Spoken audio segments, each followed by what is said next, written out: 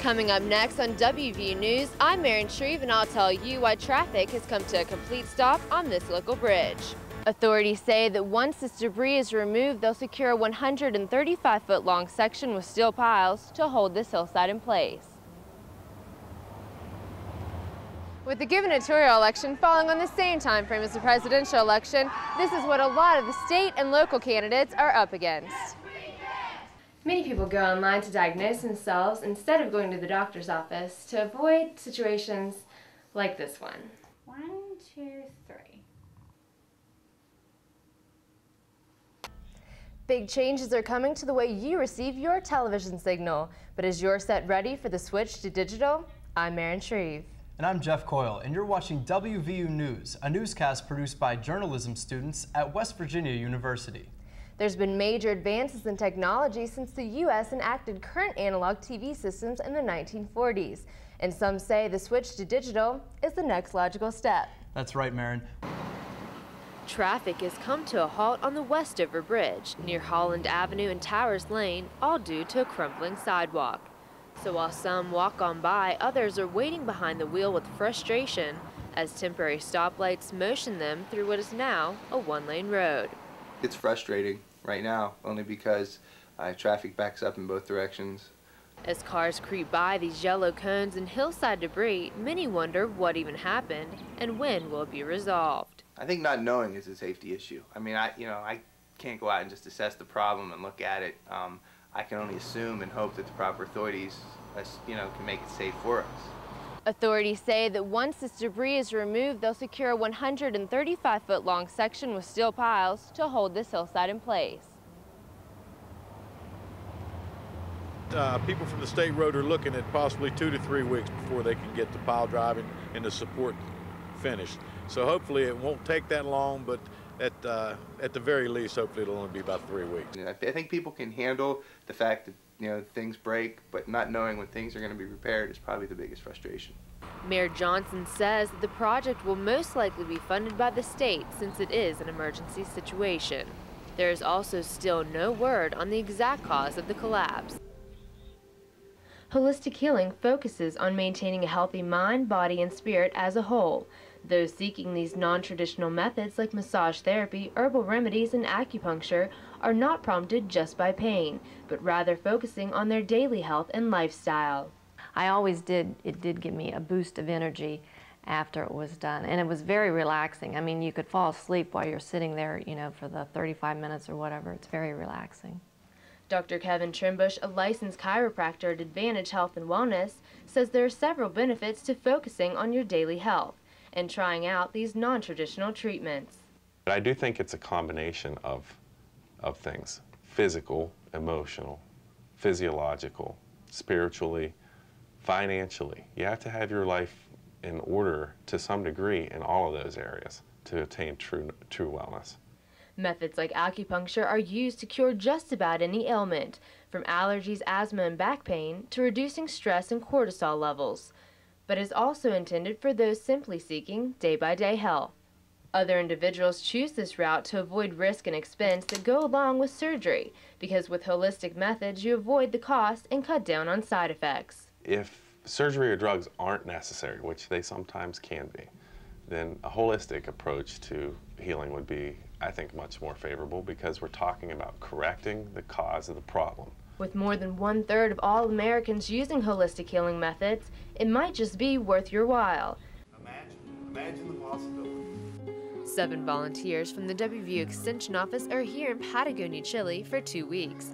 These volunteers are working extensively with community leaders and several youth to introduce 4-H programming in 3 communities: Lago Verde, Tortel, and Puerto Tranquilo. Creo que enseña valores. Creo que eso es interesante. Creo que eso es como que va con el turismo sustentable. Aprender a valorar cosas, como el medio ambiente, respetar cosas.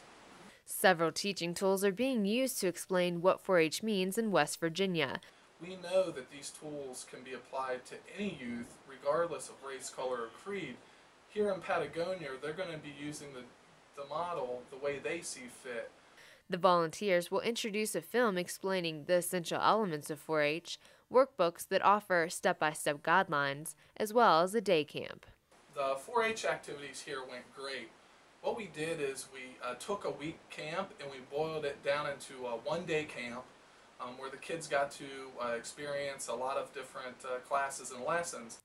During the day camp, children are able to learn activities such as fly fishing, tent building, and scrapbooking. Part of the experience of volunteering with 4-H Patagonia is getting the opportunity to completely immerse ourselves into their culture. And what we're doing is trying to better our communities as well as theirs by learning techniques like fly fishing. The kids in Patagonia, from our experience, are exactly like the kids we have in the U.S., and there are plenty of opportunities for tremendous leadership to come through their ranks. The goal for the trip is to simply introduce the concepts of 4-H and allow the three communities to develop their own techniques and traditions. I always have wanted to work with kids, but I don't know the way to do it. So now I think I have the idea. So many ideas, and I have my dreams to do. Now I can do it because I have the way how to do it, the methodology. Creo que una muy buena idea, interesante. Lo veo en cuanto a los niños. En realidad los chicos creo que necesitan ayuda de nuevas ideas para trabajar con no sé, para que ellos abran su mente en realidad. The 4-H Patagonia project is in its first year of development with hopes to continue working on the pilot program for 5 years. In Patagonia, Chile, Maryn Shreve, WVU News. With holistic healing becoming more accepting for humans, it's no wonder these techniques are beneficial to our four-legged friends as well. Wolf's, a local pet shop in Morgantown, helps you care for your pets on a whole new level.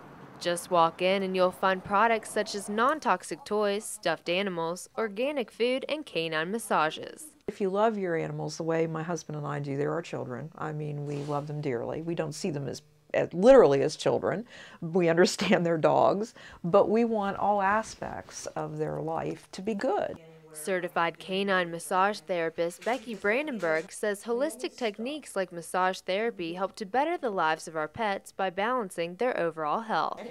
She says we neglect the fact that they are very active and may have the same aches and pains we feel on a daily basis. A muscle's a muscle. The same muscle that's in your little dog is the same muscle that's in a 300-pound linebacker.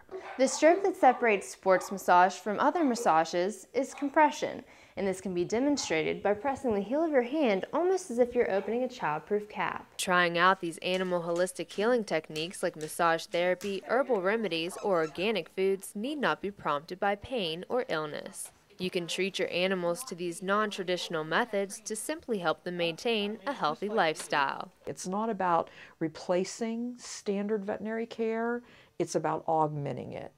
Regardless of breed, any dog, large or small, can enjoy the benefits of a regular massage. And if you're enhancing their lives, then you're enhancing your relationship with them as well. Maryn Shreve, WVU News, Morgantown.